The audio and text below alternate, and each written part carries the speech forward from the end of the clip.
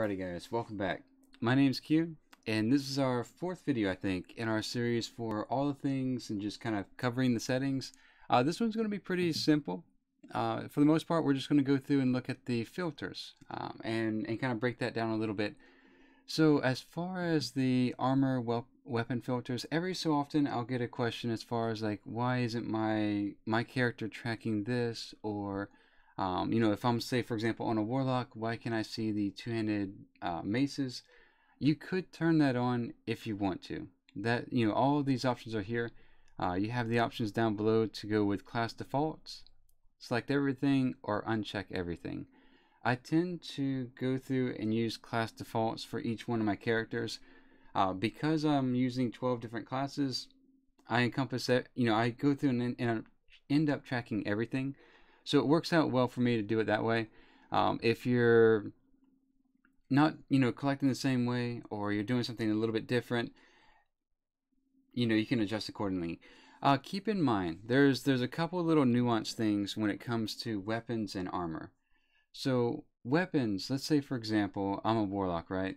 And if I go into Hellfire Citadel and an agility sword drops for me, I've earned that transmog because I can equip one-handed swords. However, if I get we'll say in addition to that, if I get a strength sword, I will also learn that as well. However, if I get a two-handed sword, I cannot learn that. So therefore, in the first two scenarios, I will still earn the transmog, and I'll get that transmog appearance. And then with the last scenario with the two-handed sword, I will not. So pretty straightforward stuff there. Where that gets a little bit gray for some people, especially starting out, is like, say for example, if they're on a warrior or if they're on a hunter and they get a leather piece to drop or a cloth piece to drop, they can actually equip it, but because that's not their armor proficiency, they're not able to actually learn that appearance. So kind of keep that in mind whenever you're going through and you're collecting the stuff, is that weapons and armor are a little bit different. For cloth, it works out pretty easily because cloth couldn't even pick up or couldn't even wear leather, mail, or plate anyway. But like I said, if you're going with a hunter, shaman, warrior, whatever, and you have a cloth piece, just because you can equip it, you're not going to get that transmog. So there's just as a heads up. Now, one other thing is that when it comes to these settings, I'll go through and kind of talk about why I track some things and why I don't track other things.